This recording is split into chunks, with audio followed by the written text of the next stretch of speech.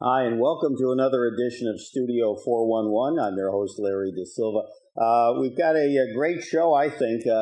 Besides being a history buff, I always love to read and talk with folks that know about current Hollywood, old Hollywood, maybe not so old Hollywood, but we've got some folks here, too, who are returning participants on the program, and one newcomer who we appreciate coming on at short notice. We'll start with the lady of the group. Our friend Alexis Hunter is joining us. Alexis, of course, you might remember, was on the program a little while ago, wrote the book about her friend Joy Lansing, A Body to Die For. The website Joy Lansing, actually Facebook page Joy Lansing, A Body to Die For on Facebook. Joining us on FaceTime, Alexis is joining us. Actually, I think you all are from California at this point joining us. Joining us on FaceTime, also from California, Robert J. Teitelbaum, who, again, was on the show recently with his fine book, Frogs and Snails and Mobster Tales, about his parents working with the famed mobster Al Capone. And then also joining us on the phone, Jerry Ring, who Jerry's an entertainer, musician, interesting story in itself on that, and we'll actually start with him shortly. He has written a book, and I will ask him about that shortly. JerryRing.com for more information. So welcome to you all. Jerry, we'll start with you as the newcomer. Tell me a little bit about the book that you wrote. Well, it was inspired by my work with Liberace. I worked with Liberace in Las Vegas in 1983. Oh, by the way, thank you for letting me join. I appreciate it. Absolutely. But I met Liberace and through pretty much of creative visualization and made my way to Vegas. And the story is rather interesting. I was 26 years old and had my eye on show business and the bright lights. And I went to Vegas and got backstage, delivered a few key lines, and all the dots came together, and I became a protege. And he passed away 30 years ago, but the legend lives on, and especially in the wake of the release of the film Behind the Candelabra, and everything has been sort of revived. But the book, basically, after the Liberace years, 30 years ago, I've been rubbing elbows with celebrities and notable people ever since, and I just decided to put a collection of. It's 21 chapters of comedic vignettes about dozens of celebrities and some of the interesting encounters, and with notable and non-notable, people of all walks of life who are characters. And it's a fun read, and the Liberace story, and what, somewhat in depth. Everybody asked me if I was his boyfriend. No, I was not. If I sued him, I would have won. But, and just a lot of interesting stories, and he's the man, the character, and a little bit behind the scenes stuff. Nothing dirty. It's all good fun. So that's basically where the book goes.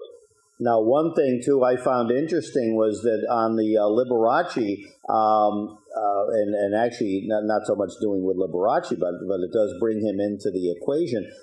You play the piano, but you are not trained in terms of reading composition, reading notes, correct? I don't read music at all. I never have.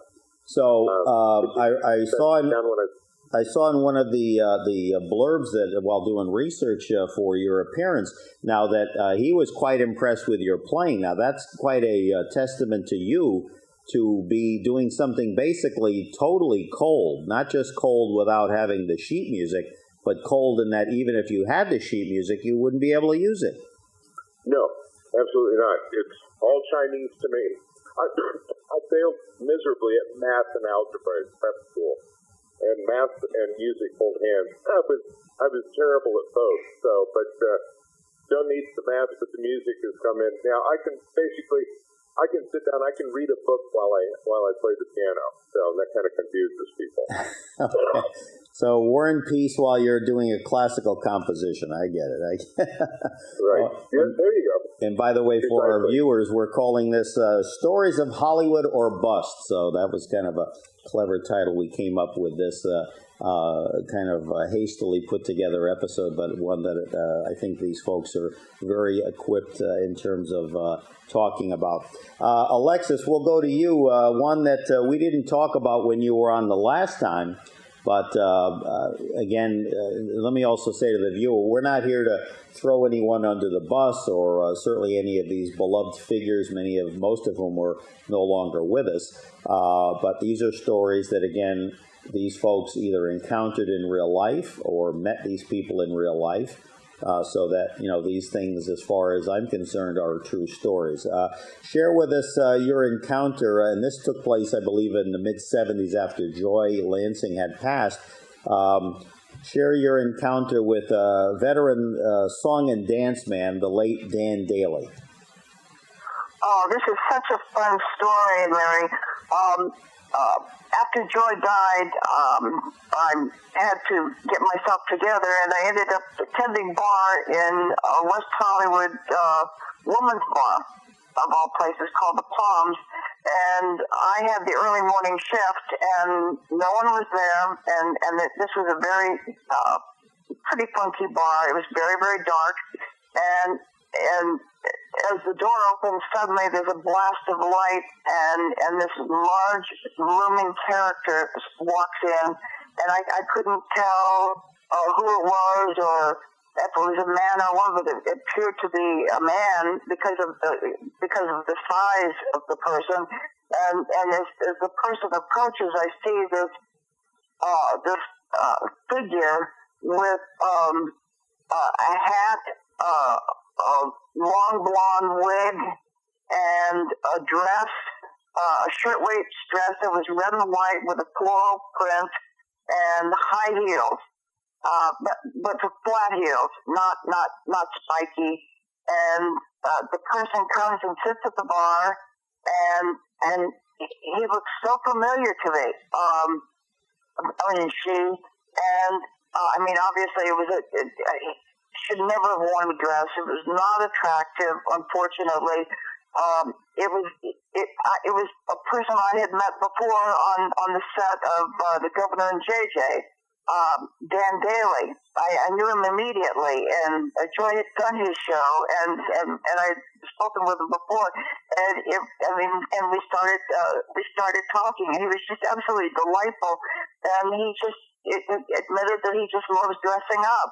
And he really got a kick out of it. Poor guy, he was not attractive in drag, and that's the sad part. But he was having a good time, so I just had a good time with him. There you go. And this, from what I recall in the book, this was a couple of years before he passed away in the late '70s. And as I said, this was after Joy, your partner, had passed. But again, here's a gentleman that was in movies. I can remember There's No Business Like Show Business. You mentioned on television. He actually had, I believe, won a Golden Globe for his role on The Governor and JJ, which was a CBS series back in the early '70s. So there was a gentleman that, was in Hollywood for probably 3 decades, solidly working in film. And, interesting. I mean, that's all I'll say. Again, it kind of left me speechless when we did the show with you the first time, and I said, I don't know if I want to go there. But since we're talking about kind of interesting characters, I thought that certainly would fit the bill. And again, I don't know any others in Hollywood that either of you three were familiar that like to dress up in that way. Charles. Someone said what was the name? Charles Pierce. Charles Pierce. I don't know who that is. But he did that for a profession. Oh, okay, yeah. profession. Yeah, okay. That was actually quite. I just assumed that Dan had done it perhaps to impress Alexis, so I didn't know. It didn't work, unfortunately. I didn't know. Maybe it was an episode of Candid Camera or something. No, I don't know. not very pretty. No. I've tried that on a Lexus, and it didn't. I tried that on a Lexus. It didn't work for me either. There you go. Yeah, Oh, but it could have, Jerry. It could have. Well, segueing from Dan Daly to another one who certainly looked good in shoulder pads, I have a little anecdote about the late Joan Crawford, and then we'll toss it over to Robert. We had a guest on recently, Dwayne Epstein, who wrote a fabulous book about the late actor, Oscar winner Lee Marvin. And I guess Lee's first wife, Betty Marvin, who as of this taping is still with us, I guess she worked as a nanny for those kids. Now, anyone who knows the Joan Crawford story, Mommy Dearest, knows that, there was alleged, abuse and some other things that might have taken place. So I thought, wow, isn't that interesting that Lee Marvin's first wife as a young woman worked for Joan Crawford? And then I segue here to Robert Teitelbaum because Robert has a Joan Crawford story to tell too.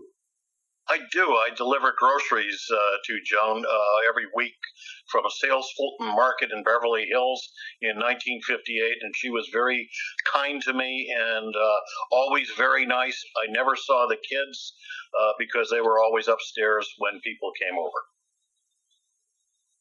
And tell she gave you a tip once, right? Well, yeah, she did. She gave me. She used to give me $5 when I was making $65 an hour, so I can't say anything bad, truly bad about Joan. She was very kind to me. I did ask her one time because I delivered on a weekly basis. Do you really want me to tell this story? Oh, absolutely. I think it's great. Okay. She really ordered 100-proof Smirnoff in pint bottles.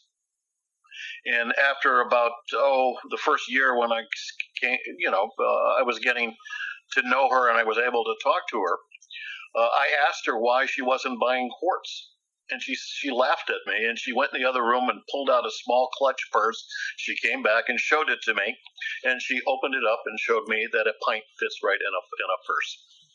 Sure. So it was certainly handy dandy at a moment's notice. Wow. Yep. Interesting. And not a bad tip. I'm thinking you used to get, 65 cents for a tip? No, $5. I was making 65 cents an hour at Sales Fulton Market as delivering because I was the only one they would trust because the owners were my parents. Oh, so that was your hourly wage. That's pretty. So you were making a little under 8 times just from making that one vodka delivery, I'll tell you. Yeah, but I used to deliver to Bob Cummings and to Jim Durante and a lot of other people. There you go, and we'll touch on those a little bit. I want to mention to Jerry here, I assume from looking at some of your information, we have probably the only thing we have in common other than the love for being on this show. But anyway, I went to a wedding several years ago in the lovely city of New Orleans, and I guess you and I actually have both visited the Napoleon House. Is that correct? Yes, I was just there last week. Yeah, so you ate on the ground floor? Yes, I did. Okay, I was up on the 3rd floor where they have weddings, and unfortunately the wedding didn't turn out that well after a few years, but we had a marvelous time while we were there, so I just wanted to throw that in. I think during the vows, which probably should have been a signal, there was a marching band, one of the street bands that would go through, and of course the minister had to stop what he was saying, so we joked later on, maybe that would have been the time to bug out, but that's very typically New Orleans. But yeah, marvelous. I remember landing and thinking there was nothing but puddles all over the place. I can only imagine when Hurricane Katrina struck in 2005, what that must have been like. But how was the food? The food was fabulous. I do have a fun story to share, though. I went to the Cafe Beignet, and I was waiting on a friend at 10 o'clock in the morning, and the bartender asked me if she was a rather gruff woman. She said, "Would you like a Bloody Mary?" And I said, "No." I said, "I don't drink." She said, "Well, then I guess I won't offer you a margarita." And I said, "It would do no good." She said, "Well, I'll make you very strong coffee that'll wake you up." And she said, "Where are you staying?" I said, "The Riverside Hilton." "What do you think of Drago's? Have you been to Drago's restaurant?" "Yes, I have." "What do you think of the oysters?" I said, "I don't eat seafood." She said, "You don't drink and you don't eat seafood. What the hell are you doing in New Orleans?" My goodness. I had no answer. I was there for 4 days, and I can tell you one thing. It definitely, your constitution certainly changes from eating Northeastern food. I'll tell you that. Oh, yeah. It was like, wow, I'm telling you, talk about some firecracker, eats, but just fabulous stuff. And of course, the drinks weren't bad either. So we are here on Studio 411 having a fun time with some dear folks that took time from their busy schedule to join us. Robert J. Teitelbaum joining us via satellite, and on the phone, Jerry Ring, and also Alexis Hunter. Joy Lansing, A Body to Die For is Alexis's Facebook page, where you can get more information on her as well as her fabulous book. Jerry's book. Jerry, give me the title again of your book.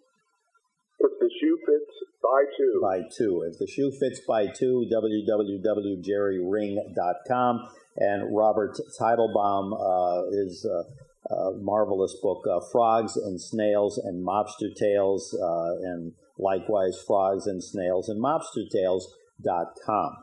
All right, we'll switch it back to Robert. And of course, Robert, tell the folks, for many years you were a casting person. You worked for Universal Studios. Give us a little synopsis during that very important period in your life. Well, I have a fun story about Anthony Perkins, if you would like to hear that. Absolutely, yeah. Long as no blades come out while you're telling it. I was on the casting department for Psycho 2, and I used to, my wife, Carol, used to drive me on the set in the morning before she would go to work, and she would drop me off at the stage. So I'm at stage, I think it was 28, and Anthony is outside, and he says, who's the woman in that beautiful Lincoln? I said, oh, that's my wife, Carol. Well, later on during the day, she's coming to pick me up, and Anthony's outside, and he's right by the car, and she unrolled the window and said, I haven't been able to take a shower alone since I've been 18, since I saw your movie. And so what happened is about 6 months later, she's in Conroy's Flowers, and he taps her on the shoulder and says, hello, Carol, and scared the living daylights out of her. 6 months later, she's in Gelson's in North Hollywood, and he does it again. He taps her on the shoulder, and again scared her. She screamed in Gelson's, and everyone came running, but it was only Tony. And the last time he did it was at Costco. He went over and put his arms around her, hugged her, and she just almost died. He was a great guy and became a good friend. And I really am sorry that he died so young. Absolutely. Sounds like he was quite a comical. Again, I think sometimes we associate him with one of his early movies when he did the Jimmy Pearsall story. I mean, just kind of fill me in here. I mean, how would you describe him? I mean, as far as how you knew him, was he kind of a person that had a lot of demons, or was he just someone that maybe was misunderstood by the film industry and the film fans? Actually, he was a very, very good actor. If you looked into the cases and all the shows that he did do, I always thought that he was a generous actor with the other actors that he worked with. Yeah, he had some demons. I mean, but who doesn't? And I liked him an awful lot. I had a good career at Universal. I was there for they gave me a long-term contract, and then 4 years later they sold all the departments when they had problems. That's when I opened up LA Casting. But the situation is that I had a very good time. I learned from the best. I learned from Carl Brendel. After one day, he never told me how to cast anymore because I started some things at Universal that no one did at any other casting. I put in a 31% minority count on all these shows so they wouldn't look lily white. And that was a good thing, and I carried it along. I was always hired for the look of the show from anybody I worked on. I used to work, I had the last 2 years of moonlighting, and that proves there's an awful lot of good stuff there. Moonlighting, yeah, there's a show that I'm not quite sure. Maybe you can shed some light on it. It seemed to be rather chaotic. I mean, I can remember watching the show, and it was almost like an obsession every Tuesday at 9 o'clock. And then I don't know, wasn't one year there was a writer's strike, perhaps? That also compounded the issue. But people were waiting months sometimes for a new episode. That's true, but here's the situation is that we had two very strong heroes in that. And it was a 7-day shoot when I started. I started the second year. I did the second and third year, the last 2 years. And a 7-day shoot that used to be a solid 7 days wound up being 14 days. So those 2 years we extended shooting from it was from ABC Pictures, and we shot it on Fox a lot. It was very chaotic. I gave them everything they asked for, and there's some funny stories that I can't talk about. There you go. You've got. I see another book in your future. There we go. I'll tell you one quick story. They wanted. I had an exclusive deal with Irina Kamal from Playboy. For the girls, I would Taft-Hartley them after they would work for me 10 days and not cause any trouble. I paid them a lot of money, $300 for 8 hours, time and a half for overtime, and double time after 10. And they all did a good job, and I took good care. They wanted 2 girls to be in the elevator with Bruce. And I said, well, Demi is available, isn't she? She just finished that G.I. Joe thing. And he said, yeah, she's at home. I said, do you mind if I call her? He says, no, here, I'll get her on the phone. He handed me the phone. I called her and asked her to come on. I said, I can't pay you much, but I need a beautiful woman in the elevator. And she said, thank you, Robert, and I'll be there. And she did the show, and we paid her a $750 contract when she was making millions. And this was when she looked like a Caucasian Iman. Am I understanding that correctly? She was absolutely beautiful at the time, and she made the 2 girls I had from Playboy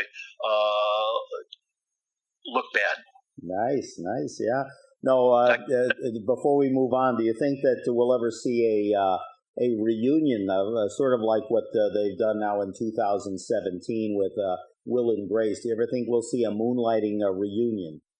No, probably shouldn't say this, but I will. We did 86, I believe we did 86 shows, and all we needed was 96 to get to the syndication of it. And ABC Picture Makers said no. Interesting. They didn't want to. Skip Bodine was the first assistant director. He said it was the best show he ever worked on. He loved working 14 days on and 14 days off. That's good because we had rotating first assistant directors on it. I did get in trouble with Fox because when Booger had his birthday, they asked me to get 100 extras of all kinds, from little people to tall people to beautiful girls to bag people, and we filled a stage full of this, and then we broke into every other stage on the lot and had a parade around the lot. I actually do have a VCR of it. Oh, I'd love to see that sometime. There you go. Maybe I'll send it to you. We'll just open the show with that, and we'll just sit and pick out celebrities. All right, Studio 4. There was a lot of them because all the actors from the other stages they came out and joined the parade. It was a parade all the way around Fox, and it was amazing. And I really got my ass chewed for that one. There we go. All right, Studio 411, joining us in random order, Alexis Hunter, joining us from California on the phone, Robert Teitelbaum joining us via satellite, also on the West Coast, and Jerry Ring. If the shoe fits by 2, is that correct? Yes, it is. Yes, it is. Okay, jerryring.com. Jerry, I saw an interesting shot, and I said, I want to talk about this woman because I certainly wasn't around back then when she won her back-to-back Oscars, but you must have a story to tell about the lovely actress Louise Rainer, or is it Rainier? How do you pronounce her last name? Rainer. Tell me a little bit about Louise for the fine folks. Well, when I lived in Los Angeles, I was appearing in a very high-end club called the Excelsior at the penthouse of the Rodeo Collection on Rodeo Drive. And it was frequented by social figures, showbiz, celebrities, all of the above. Francesca Boyer, her husband Jim, would come in there quite frequently. She was the only child of Louise Rainer. Both Louise and the daughter, Francesca, were small-framed people, but very spunky, very powerful. And Francesca, she also had a house in the desert when I moved to Palm Springs. And I was appearing out in La Quinta at a club called Amore. I was on the piano on the stage. And Francesca came in. Louise had flown over. She lived in London. That's where she died a few years ago. And Louise had flown over. She was going to do an interview for the Ted Turner Classic. They were going to interview her in Hollywood. And she was out in the desert, and they came in for dinner, and Francesca was a mad woman. And I heard this scraping metal on this concrete high-tech floor coming around the corner of the entrance to the club. And when they made the corner, it was Francesca, and she was dragging a very large sterling silver candelabra across the floor because of my affiliation with Liberace. And she got to the piano, and she said, "Get off your ass and help me put this on the piano." And when she did that, I helped her put it on the piano. It was just put candles in it. She said, "Mommy," that's what she called her mother. Mommy, where are you?" She turned. Well, Louise had made it as far as the door and came in, and she was standing in the entrance. She had hit the arch, and the showbiz in her just compelled her to strike a pose. And she had contrapposto, one leg to the left and the hand up in the air, and she struck a pose as she made her entrance. And that's how I remember Louise. She was quite dramatic. She was a difficult woman, though. She was. Again, any of you jump in. We'll start with Jerry. What was the deal where obviously she won back-to-back Oscars? I know one movie was The Good Earth. I think Paul Muni was in that as well. I'm blanking on the second film. But then why? I don't know. Did she ever do another film after those two? No, she did not. She left film. She went to Europe. She lived most of her life. She was bounced back and forth between Paris and London, and she had apparently kept quite a fabulous home. I believe she married quite well, and she was very wealthy when she died. Julian's auction in Beverly Hills had a tremendous auction selling her collections. Everything was brought over from London because Francesca, being the only child, inherited everything, and it was quite an extravaganza cocktail party with. Louise loved to entertain, and she had fabulous, sterling and service pieces and porcelain and decorative arts, and it was a tremendous fortune. I recently had lunch with Francesca. I think Louise was 104 years old when she passed away, and Francesca loved her, but she put her hand to her forehead. She said, "My God, I thought she would never leave." Okay. Well, like a play, sometimes they overstay their welcome. Is that what you're telling me? Well, pretty much, yeah. She was like a bad dream. She just wouldn't go away. Wow. A quick segue before we get back to another story from our great panel here. I just heard the other day, might have been yesterday, that they had an auction, and if anyone has a story on this icon, please jump in at the end. A script, which is almost unheard of, a script that was from Breakfast at Tiffany's, that belonged to Audrey Hepburn, was her actual working script that she had, just sold, I believe, for $875,000 at auction. So, I mean, that is for a script. Wow. I mean, that is... Wow. Yeah. So, I mean, when Jerry was talking about Louise and some of her artifacts, my goodness, there are musicians and heads of state that have some things that are certainly, awards or, different citations. I do have a fun, the closest I got to Audrey Hepburn, I was in the Hollywood Hills. Actually, I was building Adriana Robbins, who's the daughter of Harold Robbins. And it so happened that Marnie Nixon, who did all the vocals, the music for Audrey Hepburn in that film, as well as My Fair Lady, Yes. was staying around the corner with her daughter, and I said I'd like to meet her. So they called. I went over to the house, and Marnie Nixon was there in the living room. I went in, they had a piano, and it was her birthday. So I sat down and I sang Happy Birthday to Marnie Nixon in the living room of her daughter's house. And then I unfortunately read that not too long after that she died. So I sang Happy Birthday to Marnie Nixon. Very good, very good. And yes, she was the was it Audrey and was it My Fair Lady? And she did the vocals. Oh no, didn't she also do Natalie Wood in West Side Story? Yes, she did. That she did the because Natalie soprano vocal. Yeah, Natalie couldn't sing as far as I know. No. But yeah, so No. now Alexis, tell us. I think we might have talked briefly about it. One of the Rat Pack, Joey Bishop. He has a special place in your heart. Oh, yes, what a great guy. When I was first with Joy, she took me to meet her good friend Joey because they had been friends for many years, and she's been on his show quite often, and we went to his office, and Joy introduced me to Joy, and we just chatted for a while, and at that point I was acting under the name of Nancy Hunter. That was my stage name, and Joey looked at me and said to Joy, that name doesn't fit. That just doesn't fit. Your name should be Rachel. And Joy looked and she said, yeah, absolutely. And so from that point on, I was Rachel Lansing, Joy's sister.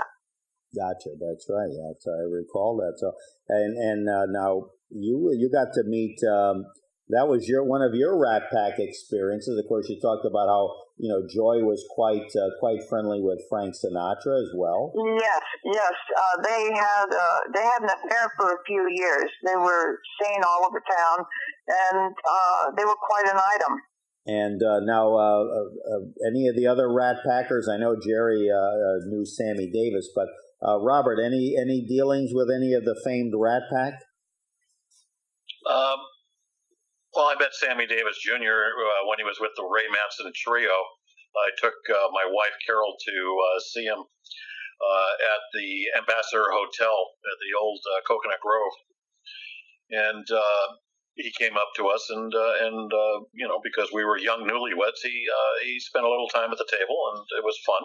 But no, I didn't know the Rat Pack. Gotcha. Yeah.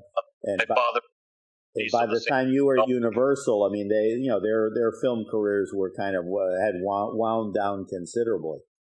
I was friends with Gary Crosby, and he was in a lot of the Rat Pack movies, and his brothers too.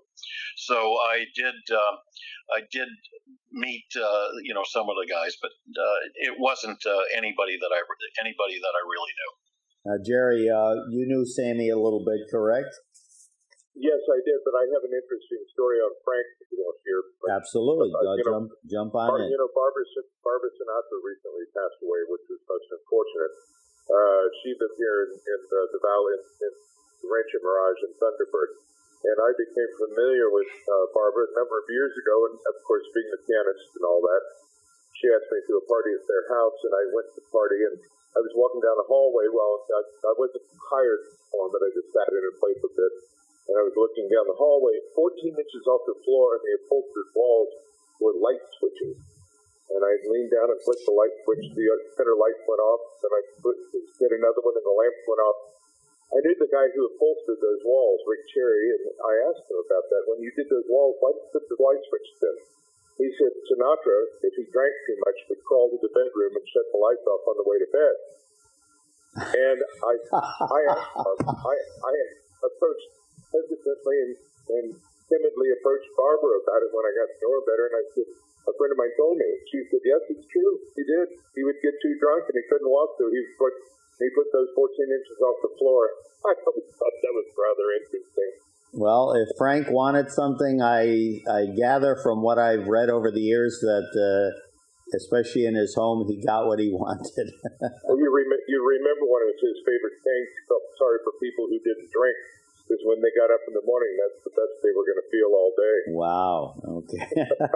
Now, I remember, and of course, this was via clips. I wasn't around then, but he did a person-to-person with Ed Murrow back in the 50s, and there was, you folks may know, he had a beautiful home that was right on the water that was designed by a famous architect. Anybody remember that home? You mean in the waters of beach? Yes. Back in the 50s, I guess, when he had been on person-to-person with Ed Murrow, they set it up where they interviewed him from this home, and this home was like state-of-the-art. I mean, it was like way before Barber, but I mean, he, talk about living in luxury. I mean, it was just fabulous. It's the same for his home here in Palm Springs. He had several of them, but one of them is the ultimate mid-century modern. It's actually, you can rent it out here for parties, and it's fabulous. It's not a large home, but it is. You can see state-of-the-art in everything there. Wow. Back to Robert Teitelbaum here on Studio 411. Robert, you started talking about the late Gary Crosby. I know you and I talked while we were setting this show up about the Crosby kids, Bing Crosby's kids with his first wife, Dixie, and you growing up as a young man in the 40s and 50s, you got to know the Crosby kids. So if you would delicately share some of your stories about those young men. Well, Gary was one of my best friends, and his wife, Andrea, was also a good friend. And Gary was kind of recluse. A lot of people thought he was still drunk, but he hadn't been drinking in about 25 years. He had a heart attack and needed a quadruple bypass, so Carol and I went with Gary and Andrea to San Francisco to where he had the operation. And when he was lying on the gurney and he's ready to go in, he points to the doctor and says, "I want to write something." He writes "no oops" on a paper and shows it to the doctor. And but Gary was a good guy. I really liked him. He was doing at the Annenberg. He was doing the Jazz Without Booze, and he did a 3-hour show at the Annenberg, which was really good. At this time, he asked me if I wanted to be his agent, and I told him that yeah, sure, because I had an agency license anyway. And I would like to do that. I could help him because I knew an awful lot of shows that he could be on and he could still do. He couldn't play the young cop anymore or stuff like that, but there was lots of stuff Gary could do, and he was a fine actor. And 2 weeks later, the Crosby Corporation called me and told me that he had died. So I was just a little bit late, and I miss Gary every day. He was a good guy. I'm sorry about what happened to his brothers, and I really don't want to talk about it. Sure, no, I hear you. Gary, if I recall, was kind of a bit player.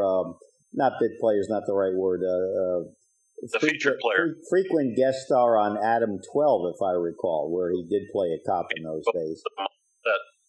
And I'm getting a cue from my director. Who played there too? On Adam 12? Oh, was he Frank Sinatra Jr. on Adam 12 now and again?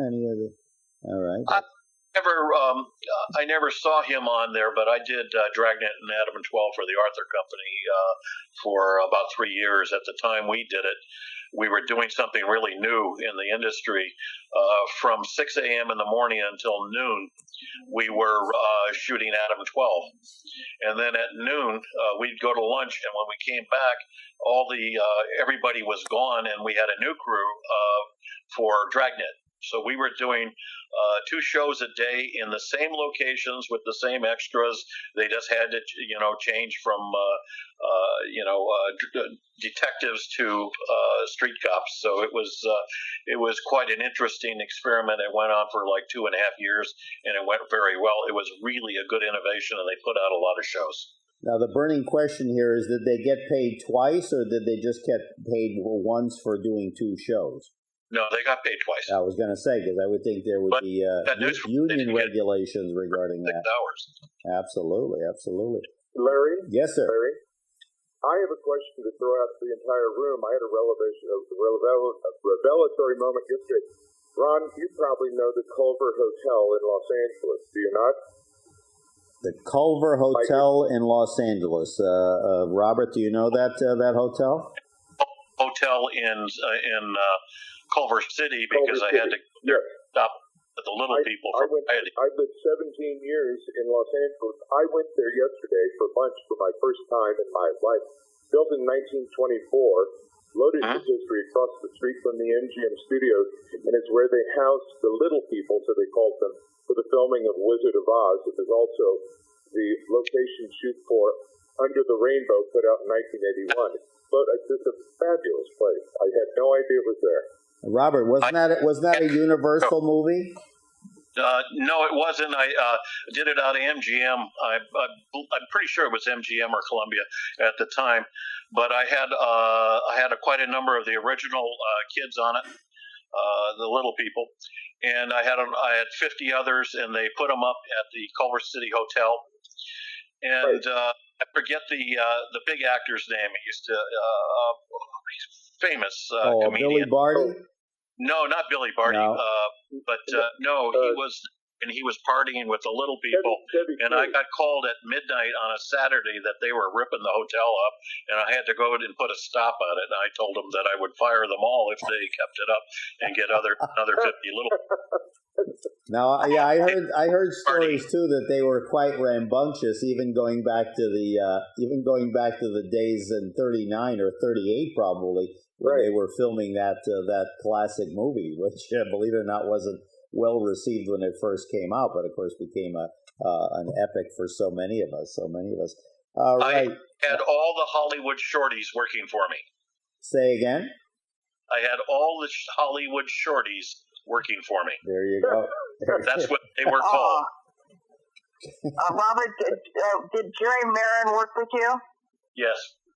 He was on Bigfoot. He was in that Bigfoot movie, with Joy. That's the gentleman I think you were trying to think of, Jerry Marin. Yeah, Jerry Marin. And I think was one of the big feet. Is he? He was one of the last, I believe, living Munchkins. I believe so. I'm not sure if he's still alive. I know I saw him on some publicity thing a few years ago. But yeah, there was.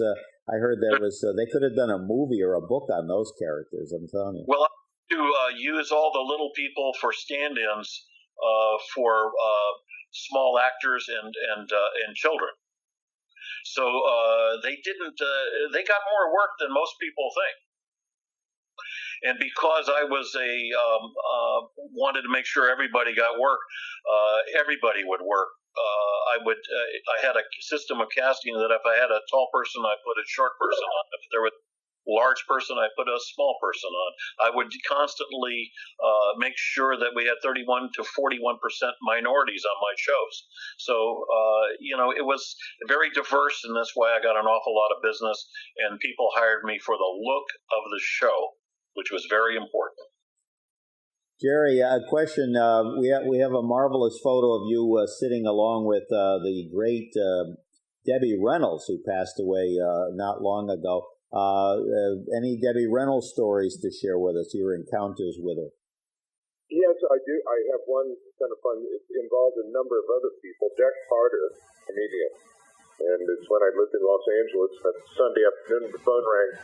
And it was Jack Todd, and he was going to get married to Roxanne again, and they'd been separated for 8 years. He said, "Can you play for the wedding?" And I said, "Sure." He said, "When's the wedding?" He said, "Tuesday." So I went to the wedding, and it was in the penthouse of Ira Rothstein in the Wilshire corridor, a beautiful penthouse, and Debbie was there. And holding the hoopah was Jack Carter was getting married. It was Milton Berle, Maury Amsterdam, Don Rickles, and one other. Anyway, but they were all there, and Debbie kept rolling around. She was on a chair with casters. She was a hysterical woman, absolutely hysterical. She was a lot of fun. But then I opened for her once here in the desert when she was playing at the convention center. I was the opening act, and she would not open 5 minutes after 8. She said 8 o'clock. It was on the nose, and she would time it right precisely. The curtain went right at 8 o'clock. She was a very precise person. She was very engaging, but very, very strict in everything about show business. She was very timely. Punctuality was next to godliness, but she was a very nice person. There you go. And now we say to Robert, Alexis, jump in if you have a story to share as well. But I know Robert told me about when you were working for Universal, you were involved probably as the casting person for Postcards from the Edge, which was written. Universal at this time. I had LA Casting at the time, and I got a call from the production. Apparently, Helen Mathis, another casting director, didn't have time to have lunch with Mike Nichols. So they called me and said, "Can you come and have lunch with Mike Nichols?" I said, "Sure, no problem." I was there within the hour, and I had a 2-hour lunch with Mike Nichols and the staff. And he gave me a leather-bound script for Postcards from the Edge, and he asked me to take extra care of this show, which I did. There's one scene. It's the Gypsies were at Debbie Reynolds' house. It was actually Debbie Reynolds' house that was shot in, and I hired 68. The Gypsies I'm talking about aren't Maria Ospinskaya. I'm talking about the ones that work in Broadway, and they go from show to show to show. So I had a beautiful looking set, and I was there for a full week at the house. Debbie Reynolds allowed me to use her kitchen as an office, and I would make sure that I had coffee or whatever I needed. And I was there on the set for over 60 days. Every day I would make sure that I spent an hour or two on the set. And I'll tell you, Carrie Fisher did the most wonderful script. Mike Nichols did a beautiful job of directing. We shot the last scenes where with the song. And it was, we did it for 5 days, and then they said they wanted to change the curtains in the background. So everybody I had on the show had to come back, and 300 people is a lot of people to put back for a full week. But we did it, and it was a beautiful movie. And I'm so sorry about Carrie, and Debbie Reynolds was a beautiful person, and I'm very lucky to have been in casting at the time that I was, because I met an awful lot of wonderful people just like her. And for folks who don't remember, Postcard from the Edge was a best-selling book, based pretty much on the upbringing of Carrie Fisher and Debbie Reynolds. Meryl Streep played the Debbie Reynolds role. Who played the other character? Well, you had Richard Dreyfuss, who I went to school with. He always said that he was like 6 years younger than me, but not true. He's a good actor, and I like him. I went to Beverly Hills High School with a lot of these people, so what can I say? There was an awful lot of people on it. It was Annette Bening's first movie. She said the great line. She was confronted by Meryl Streep, and she said, "You were sleeping with the same guy I was the same day," and she says, "I was in it for the endorphins." And Annette Bening says, "So." No, well, she said. Well, look who she got later on. So she got Warren Beatty. So. Movie regarding Henry, which I did, because I did such a good a job on Postcards. They gave me Regarding Henry, and Mike Nichols gave me 5 other movies too. Regarding Henry was a Harrison Ford movie, correct? Absolutely, and Annette Bening. Oh, Annette Bening. Okay, there you go. A beautiful movie. It was a hard thing to cast because half the hospital scenes were shot in New York, and I had to match everybody. When they came to LA, and they spent almost 2 months in LA working with Regarding Henry, and I did all that casting, and I doubled everybody with no problems. There you go. Studio 411 and our remaining moments with a fine cast of characters that we've assembled right here on this stage. Of course, Alexis Hunter and Robert J. Teitelbaum, as well as Jerry Ring, joining us here for the remaining moments. I have to ask Jerry, and of course we're going to have Jerry on at a later date to talk about his book in greater scope, but I was interested to see that, again, this is going back old school. Now people don't know how to pick up a pen and paper, but you wrote a letter once after a chance meeting with Jackie Onassis. Tell us a quick version of that. Well, I met her by chance in front of the Beverly Hills Hotel. And not to go into the detail, but she had a Lincoln Town car, and she got in the wrong car. She got into my car. That's how I met her. And so I found out she lived in New York. I found the address. I sent her a letter along with this date favorite with a cassette tape of my movie, and then of my music. And it was a couple months later, I was in St. Kitts on a cruise ship performing, and went to a party there, and she was at the party. So she remembered me. She remembered me by one introduction. She remembered my name, just as Mr. Ring. She was a phenomenal person, but I do that I still do. I send, when I meet people of prominence, I still send a letter or a card. It's not an email or a text. That's how I approach people. And it always seems to work. It's always good. People like a letter in their hand that can hold on to and read. Oh, absolutely, absolutely. Now, amongst those of you, Alexis, perhaps Ronald Reagan, I'm not sure. Any well-known politicians that you've ever met in your life? One of my many careers was as a chauffeur. After Joy died, I would have a career for about 7 years, and then I'd change it. And one of my favorite things to do was being a chauffeur in Arizona. And I drove VIPs. I drove Dan Quayle. I drove Senator McCain. And, quite a few of them. How about Barry Goldwater? I'm sorry? I met Senator Goldwater. Gotcha. There you go. So, yeah. Lovely people. Some of their politics I'm not real fond of, but as human beings, delightful. Absolutely delightful people. Very well. It's interesting. They view McCain as a maverick, and Goldwater certainly was a maverick against LBJ back in the mid-'60s. I'm not sure. When I think of Dan Quayle, I think of Murphy Brown. I'm not sure. He's a really nice guy. Dan is a really, really nice person. Very funny. I mean, when he's not in front of the cameras or not being drilled, he's a great sense of humor. Jerry, you wanted to jump in there? Yep.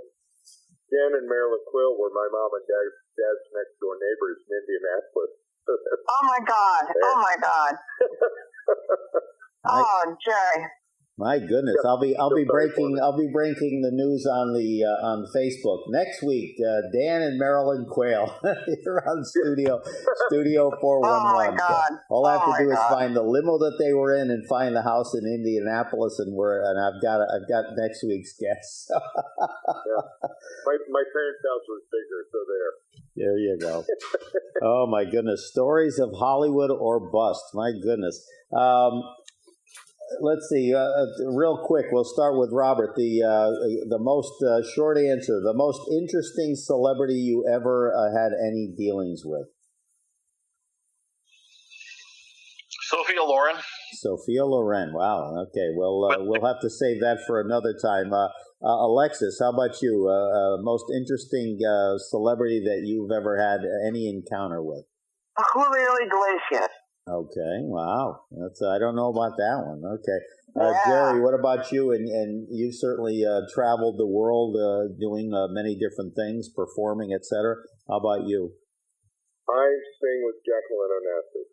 Oh, was? Okay, there you go. Yeah. There you go. Mine would be only because, again, I've been fortunate through this show, but I would say I went to a political thing several years back, and I was actually trying to take some pictures for my wife, who loves Bill Clinton, and I'm kind of bobbing and weaving and stepping over chairs, but very carefully, because I don't want, the Secret Service to think I'm heading directly towards them with any kind of weapon. And I'm, with one hand flicking and doing the camera, whatever. And next thing you know, this hand comes out, and I got to tell you, I guess there's a term that they use called hands of butter. And this hand, God bless America, I shook hands with Bill Clinton. I don't think he ever split wood for a living, I got to tell you. I mean, wow. But, and then I said to my wife, of course, she's up in the stands, watching this. And then she goes, you don't even like him. I like him, and you're the one that gets to shake hands with Bill Clinton. So what I did was I made sure I had the images that I took of him blown up, and then made a nice little collage. I should have taken one with my hand shaking his too, but I figured I was in enough trouble as it was. So that was it. So yeah, Jackie Onassis, Bill Clinton, Sophia Loren. My goodness, that is, boy, Robert, how did you manage that? I also like Jerry Ford very much and had dinner with him. So it was being here in this valley was an opportunity that I'll never forget. My son also met him at the airport, and they showed him on the front of the newspaper in San Fernando Valley with him shaking hands with Jerry Ford. Nice. My son is 52. Nice. All right. Well, we have covered. I'm going to have to send these folks out to dig up more celebrity stories, and actually there were some others that we didn't have time to get to. But again, there's always another time. Stories of Hollywood or bust. I'd like to thank these folks for taking time out of their busy schedule and joining us here on Studio 411. Alexis Hunter, author, former actress, model. Author of Joy Lansing, A Body to Die For. Joy Lansing, A Body to Die For on Facebook for more information. Jerry Ring, entertainer, performer, author. The website for more information, www.jerryring.com. And then Robert Teitelbaum, of course, Frogs and Snails and MobsterTales.com. Real quick, Robert, we're going to talk to you down the road. You've got a new book out. Tell me about that. Yeah, it's called Hiding in Plain Sight. My agent told me that the real story that they wanted to hear was my mother and father's clients, because my mother and father represented the whole Capone family, Ben Siegel, and 14 other members of the Chicago outfit. And I immediately wrote a screenplay for them, and they said, gee, we want to option the book. So I spent the last year writing the book, and I'm just done. I have 30 more chapters to edit, and I'll be done. It'll be out. Very good. Look forward to it. All right, you folks hang in there. Jerry, again, my thanks. We'll look forward to talking to you shortly. So thanks for being with us, and hang on there on the line. Alexis, my dear, always a pleasure, and I'll come up with more ways to have you on the show, I promise. I would love it. Very Thank good. You so Thank much, you. Larry. And you hang there with us. And Robert, likewise, we will talk again soon. Best of luck with the upcoming book. I look forward to having you back on as well. Thank you so much. Right. And we thank you for joining us here on Studio 411. Larry Dasilva wishing you well, and we look forward to seeing you again next time. Take care.